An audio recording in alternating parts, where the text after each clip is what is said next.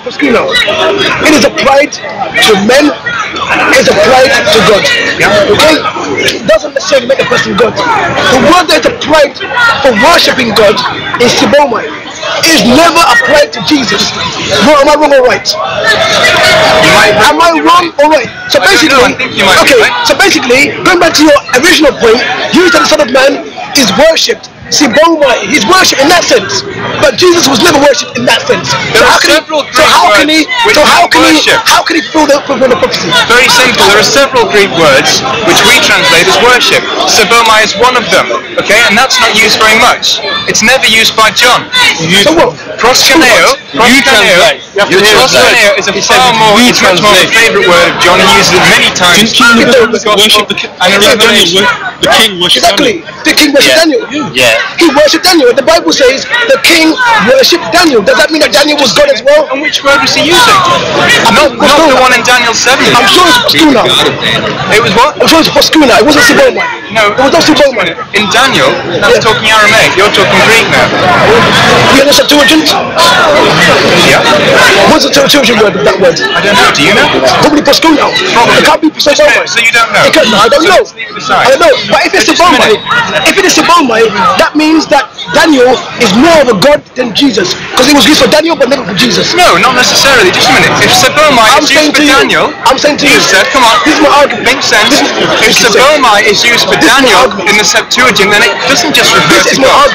That's why your argument falls flat. Okay, but then you got problems now, because if this word Sibomai is used for God specifically, you have to ask yourself, why does anyone apply it to Daniel? How could it be applied to Daniel? You don't know. You're building an argument on something which you don't know. You don't know which Greek word it is. Because I have a dictionary of the words at home, Sibomai Poskuna. Well, fine, go look it up. I've looked it up already. Thank you very much. And what does it use in the Septuagint of Daniel? It's Sibomai. It's used wholly for God. Whether it's used a few times or not is irrelevant. But this is not. Whether it's used a few times or not is irrelevant. This is not relevant to our argument. The word Poskuna, okay, is used, and what does it mean? It means licking the hand like a dog. Like a dog. In other words, showing humility to, reverence to, respect to. So Jesus was showing respect to. I agree with that. Okay? And by the way, what did Jesus say? Worship the Father. Him only you shall serve. And what he also said in the mountaintop is written, you should worship your Father alone. Right. And what would he say? Let's go back to Proskuneo, okay? Yeah. The Apostle John never used the word Sibomai, so you can't say he should have used that because he didn't use that word. Who's John? The Apostle John was the one who wrote Revelation. John who? And also John who? The Apostle John. John who? He probably didn't have a surname. John, son of whatever he was son of. I don't know who he is, basically. I don't need to know his surname. Do you know or not? He was the apostle. Do you know his last name? Yes, I do. John, son of Zebedee. John, son of Zebedee? Yes. Okay. John, son of Zebedee. Do you know what the scholars say about John? They said John has been changed several times. Several times. And by the way, why is it that when you Christians went to the Jesus God, you abandon Matthew, Mark, and Luke, and you go to the last gospel, John? Why would these arguments there in Matthew, Mark, and Luke? I can show you from the other ones. Very strange.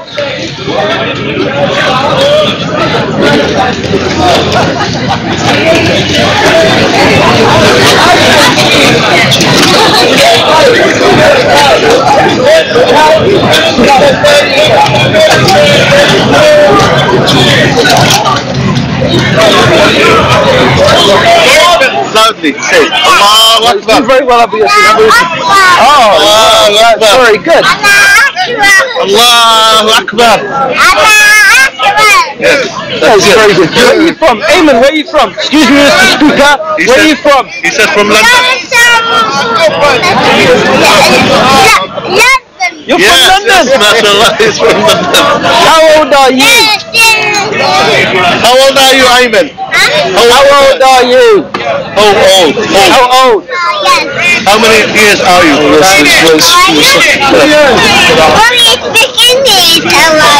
You speak English? You don't speak English? I'm speaking English. Yeah. What do you mean, no? Yes, I am. No.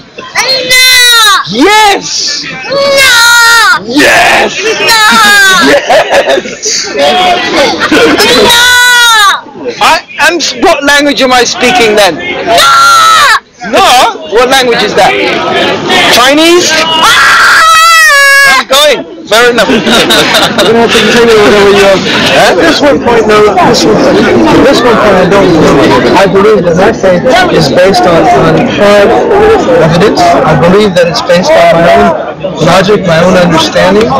It's not a blind faith, because I don't think that's a faith at all. I think it's your mind. It's your mind. It's your mind. It's your mind.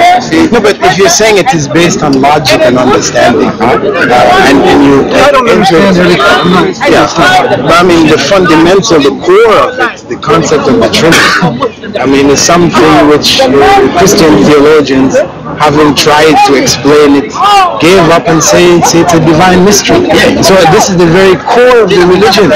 You know, so to talk about logic and rationalism after your very fundamental concept, you know, is irrational.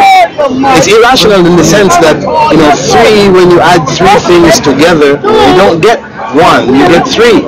So this is the fundamental irrationality that you accept by faith. You accept by faith. And accepting it by faith, that's another thing. That's nothing that can be argued. But, you know, when we were talking before about, you know, Jesus dying, the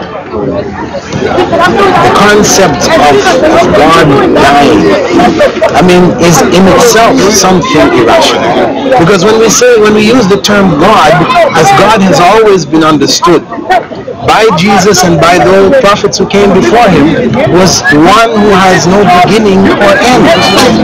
So to speak of God dying, meaning coming to an end, is something irrational. It goes against the very concept of God. But I have to go back to the same point. When you die, and when I die, is that the end?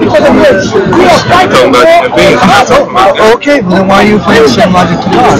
No, what you're saying, when we die, you're saying if God dies in the body, that he is ended. Well, dying doesn't mean you cease to exist. Dying means your body dies. I mean, I believe I have a soul. No, but the body of Jesus, was the body of Jesus God?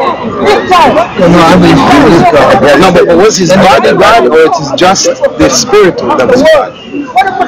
Was Jesus his body God also, or is it only his spirit which was God? He came down to earth in the form of a man. That's the way he came. So the form, was that form which was in a body, was that God? The body. Well, I believe he was God. Is God. So the body was God. Not the body. This is the problem. That's the problem. See? This is where you're jammed, because of the fact that in the text it says, in the beginning was the Word was with God, and the Word was God. And then it goes on to say, and the Word became flesh. This is according to John. The Word became flesh. So it meant that the body was God. That's what that meant. But because of the problem which exists intellectually right now for you want to make that separation. And this has led in the church history to major upheavals, major breaks between Eastern